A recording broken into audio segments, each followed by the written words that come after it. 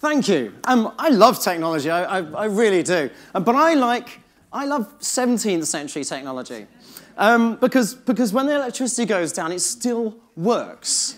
And actually, what I should have done is just dumped the 21st century stuff there, so there's a lesson. What I'd like to do is really briefly wrap up some impressions of the day. So I'm not a scientist. I did come to a lecture here, and I sat where you're sitting there, so in 1978, called Water Off a Duck's Back, and it was awesome. It was one of those Christmas lectures, and I was the volunteer from the audience, and I still have the engraving, and it's why I'm not a scientist today. Fact. Now, this is digital technology. Digital means using your fingers, doesn't it? Have we really lost sight of that? And what I love doing is taking 17th century technology. Actually, this is a modern cello. This is made in 1750, so it's my newer cello. But actually, it's a peak technology, and nothing has changed in its design that can make it any better. I play electric cello as well, but that's a fork in the road. That's a bit like an acoustic guitar and an electric guitar, or an old Aston Martin and whatever's coming out now. I don't really care. When I went to music college, I became fully versed and trained in how to play music by dead white people, and got really good at it. And I knew that that was really the career for me. Now, this is a friend of my cello teacher. This is Beatrice Harrison, who was really actually pretty cutting edge. I mean, she really was. This is her doing a broadcast, a famous broadcast in the garden with a nightingale. And it was one of the first uses of, if you like, live transmission technology, of radio. And she was due to just play in the garden because they thought this would be charming from her cottage. And a nightingale joined in, and she ended up improvising and doing a duet. This is nearly 100 years ago. Now, we think we're being radical. I'm talking about myself here, not you. We think we're being radical in sort of improvising and playing with tech. Nothing's really changed. And it's funny, in the very first summary that we heard this morning, we heard about man and the machine interface with man. Can we say person these days? There are a lot of very highly accomplished women in technology, as far as I'm concerned. But anyway, person and technology and the interface. And not a lot has changed, except these days it might look something like this. My nightingale can take my head off. And this one nearly did. This is a film shoot I was doing in Montana. It was very cold, but I was so vain I wouldn't stay out of my T-shirt. My friend Tom Gruber was flying the drone. Tom invented Siri. He's very smart. At that point, he wasn't a very good drone pilot, and that haircut is from that drone. And as we finished shooting this, Tom said, I think we better get in the van now. I said, no, I can take my time. I'm sort of enjoying it. He said, yes, we better get in the van right now. Down on the golf course that I was playing over, a brown bear had just come out the size of a Fiat 500 and was lolloping across the greens like this, going, what the hell is that noise? At which point, I was really up for the Darwin Awards. And talking of Darwin and science, he's someone who fascinates me. He's maybe the first person that I understood in terms of how important it is to get one's ideas onto paper and how they can change the entire world. And as a musician, you're always looking for that way to kind of give people goosebumps or actually change the way that people think and feel. Don't want to go into that. And obviously, his notebooks themselves are a work of wonder. His work on the finches and the Galapagos. And his notebooks are absolutely beautiful. And the reason I played that first piece eventually is it's called La Folia. And a folia is a notebook. It's the place, the blank page where one writes the ideas. And it's great that in amongst all the technological development we have, the majority of people in this room are still putting pen to paper to think in ink, as Marilyn Monroe said, actually, other great philosopher of the 20th century. She actually was. And what's great about thinking in ink is you can put an idea down on paper. My favourite building in the world, don't be shy, the Pantheon, yeah. Giles, you're not a shy chap. And of course, this is a two-dimensional rendering of a 3D masterpiece. It's one of the most beautiful things on earth. And people say that music is the other way around, actually, that architecture is frozen music. But I like reverse engineering things, and I'd say actually that music is liquid architecture. And if something like this can become like a kind of three-dimensional dream, then how amazing it is that music can actually become a four-dimensional dream, except it's not actually there, it's an abstraction, it doesn't really mean anything. And I'll probably prove that in a minute. This is a piece of music, what I wrote. It's not really like that, is it? And it was actually an arrangement for a band. I work with lots of rock bands, ones you will have heard of, and I'm not going to embarrass myself or you by telling you who they are. And I sent this to the recording session in Germany, and they said, well, it's really edgy. I'm like, oh, I can do that. I sent this and recorded, and the record came out. They didn't send me what they'd done. It came out, and I played it out, not on a record player, it was a CD, really cutting edge. And it sounded absolutely horrifically like nothing I'd written. I mean, it was very, very left field, very avant-garde. And I said, it's far more cutting edge than anything I would have written. They said, no, we loved what you did. And I said, what do you mean? They said, well, that kind of wonky, crazy stuff, and the lines all merging into one and stuff. I said, what do you mean? I just sent you some sheet music I've written out by hand. They said, yeah, well, when it came out the fax machine, it looked like this.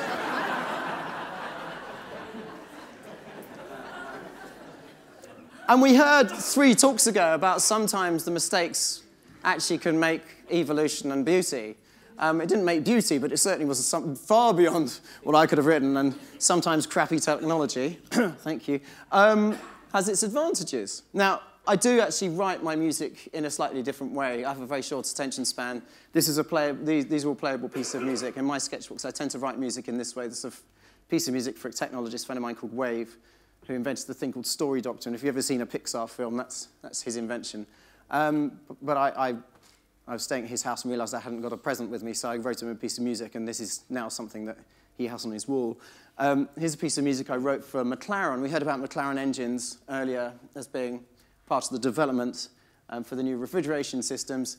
I didn't do anything useful like that, but I did write a piece of music that we played at the Montreal Grand Prix for Jenson Button that actually does sound like a Formula One car. It doesn't sound very musical, but it does sound like a car. I have quite a lot of work in certain bits of popular culture. One of the pieces of music I wrote was used for the Force Awakens trailer for Star Wars. That's Star Wars, by the way. It's a popular franchise now owned by Disney. And this is a playable score, which is actually the music that you hear on the trailer for the movie as well. But when I do real work, the scores look a little bit like this. Now, one of my stranger jobs was to rewrite all the national anthems for the Olympic Games, having worked in Beijing on the Olympics there.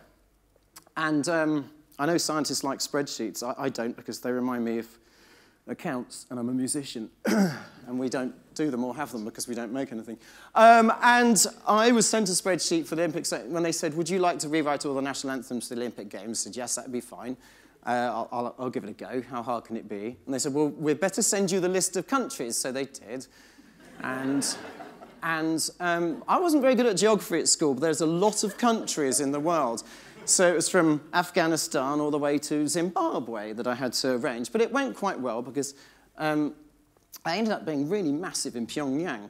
And I'll tell you why. Because the anthems had to get approved by the head of state of each country for the next 25 years. So if you hear an anthem at the Olympic Games, the Winter Olympics, or the Youth Games, I'm afraid it's by me. I've only had 6 tangible death threats so far, but they're all quite exciting. True story. But this is the dearly beloved leader's father, Kim Jong-il, thank you, let's get that one wrong, who approved my anthem within 6 days. He got the record. I had an email back from his office saying he approves, and then he died, which was great because it then meant that anything that he had done, particularly towards the end of his life, became the word of God, because he became deified. And so consequently, in Pyongyang, you're not actually allowed to play any other version of the national anthem apart from mine. Now, we did write some recently, well, nearer the time, to ask about royalties, and that's pretty much the response to my email, and I'm still waiting, but I'm planning to send Giles in place of me.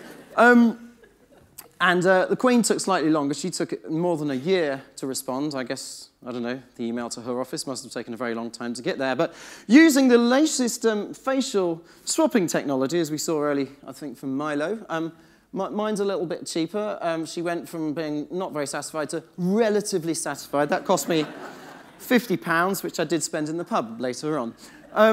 Now, what I've been really doing today is taking notes and trying to find data to write a piece of music with to finish. I haven't written it, but we're going to make it up with your help. There's been lots of facts and figures. I'm going to be investing in asteroids quite heavily after this. I think there's a lot of future in that. also, some of the things that seriously did stick with me is that we should look at hope, not dystopias. I thought it was a fantastic sentiment. Actually, the way that we do project fiction and art informs everything about our future. And it's not just true in science, it's true in humanity and the humanities and society. It's a fact. As Giles said, he ends up photographing love, not photographing war. From our scientific point, we maybe need frost more than we need heat.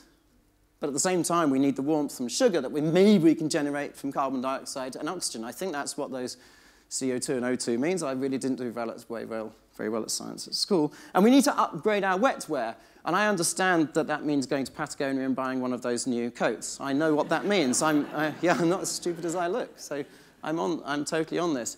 I thought, well, what we can do then is also look at maybe this lovely idea of what we read, what we hear. I love these stats.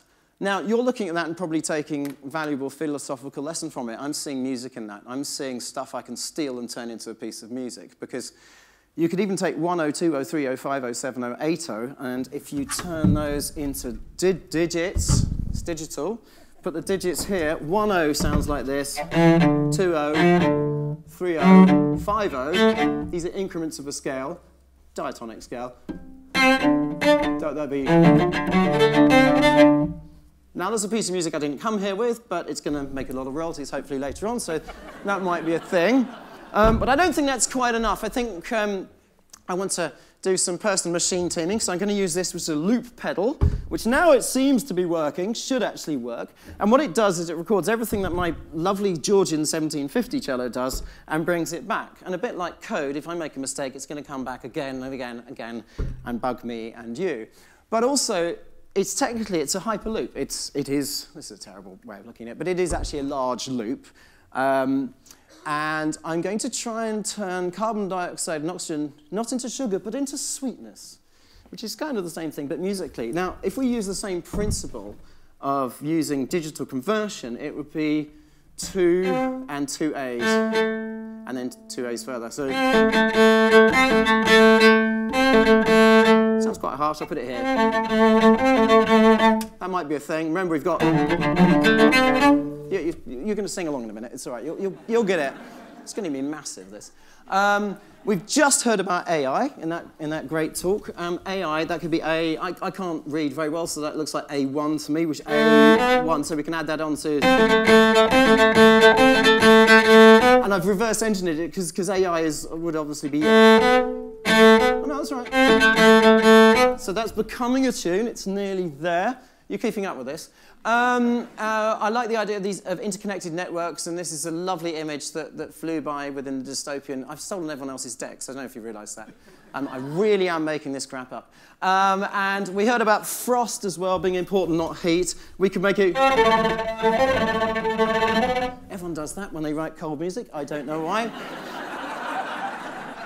Fun fact, first person to do that was Henry Purcell. So it must be good. In King Arthur, the opera, I'm sure you're familiar with it, it's massive in the West End, in a scene called The Frost Scene. That's why we now have that in horror movies and chilly things, like The Revenant. Sure you all knew that.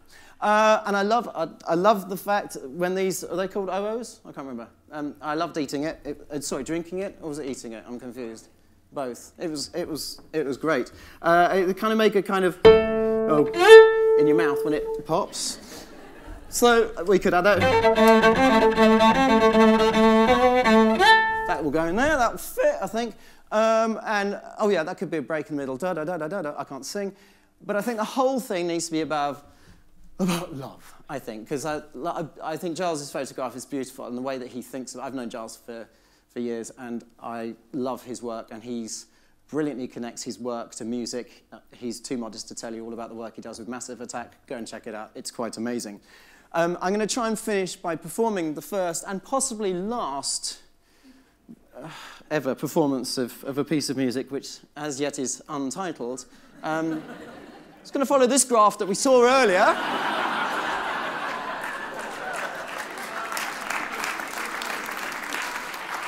And being a reverse engineer, we read from the right to the left. What I'm doing is setting your expectations as low as possible. So I hope you enjoy this, and thank you for listening.